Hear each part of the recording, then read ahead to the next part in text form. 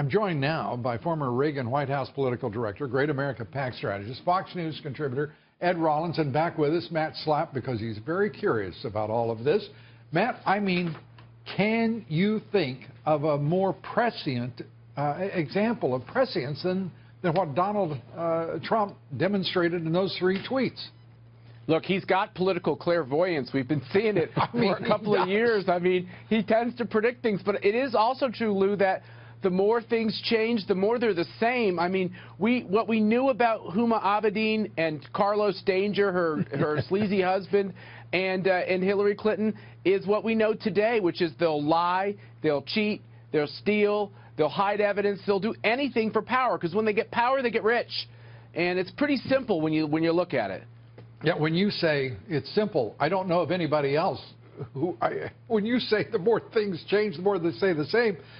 He saw this 3 years ago. No one else did.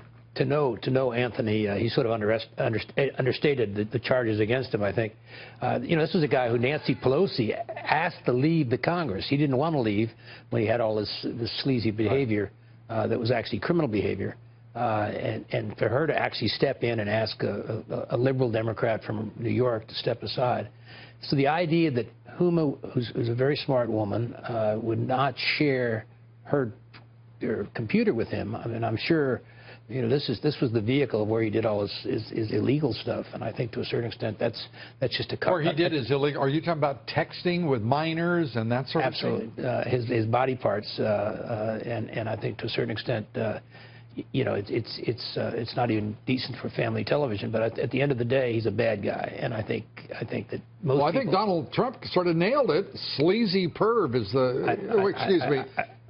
He described him as perv, sleazebag Anthony Weiner. I think he was too kind to Anthony, but that's irrelevant. I think at the end of the day here, I think this is another cover-up to say that was his computer. It was her computer, obviously, with information about Clinton, the Clinton Foundation, Clinton emails.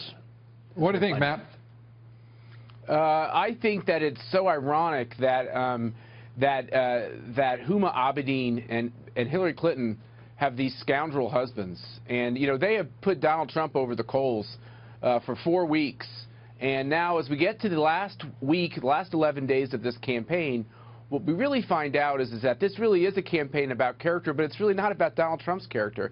It's about the Clintons' character and the character of the people who are their senior advisors, and the way they act. And I think the American voter needs to wake up and watch this, because it's how they'll act in the White House all over again.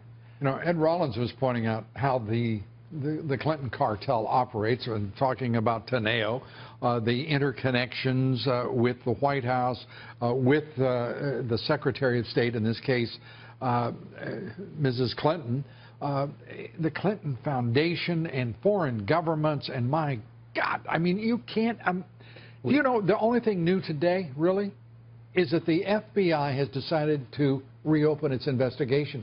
The public, through WikiLeaks, sees what an awful cesspool of the Clinton cartel is. Well, Clinton Foundation basically was set up to run their campaign operation 4 or 5 years ago, and she said in the last debate, we have an ad up, my PAC does today, which uses her words, in which she says, you know, 90% of the money went to charity, what have you. We took her tax form, and it's actually 6% went to charity. More went for jet airplanes, fancy hotels, $30 million to salaries. I mean, it really was the campaign in waiting, and I think it was outrageous. Matt, your thoughts politically and where Trump's candidacy is headed now? Yeah, I don't think we should be listening to these people who go on these shows. You know, Ed Rollins won his presidential campaigns. I worked on a team where we won our presidential campaigns. There's a lot of Republicans on TV who didn't win their presidential campaigns, who are telling people they're unsure whether or not this is going to have an effect on the polls. Listen to me. This is going to have an effect on the polls. This race was already tightening. This just makes that happen more quickly. And this race is a barn burner. I'm telling you, these battleground states, you're going to see shifts in the polls. Donald Trump has an absolute chance to win this race, and I think people are getting pretty excited over the prospects of shutting down Clinton Incorporated. Your thoughts? Well, I was fortunate enough to run Ronald Reagan's campaign, who won 49 states.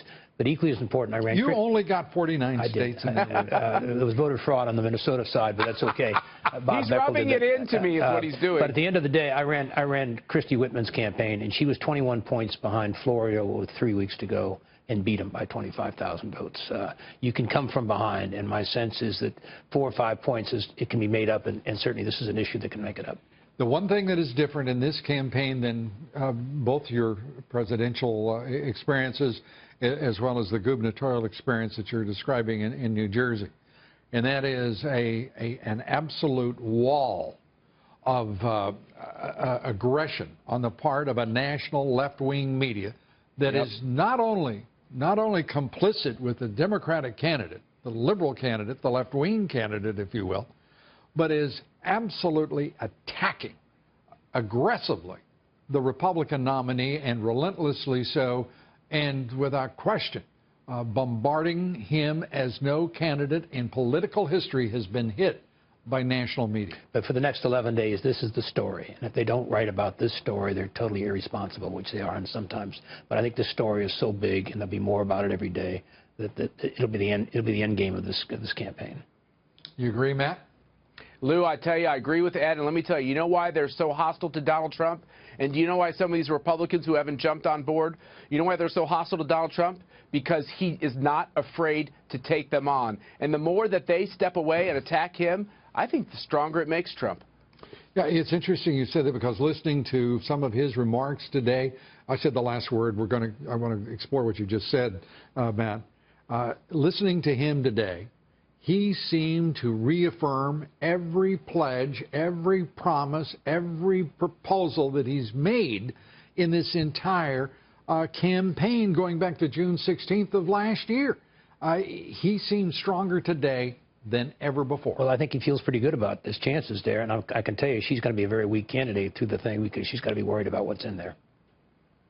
Matt, now you get the last word. I'll tell you one thing. I don't know who had to go pick up those devices, but that was hazard pay. I would want nothing to do with that. Matt Schlapp, thanks so much. Ed Rollins. Take care. Thank you, sir. Thank you.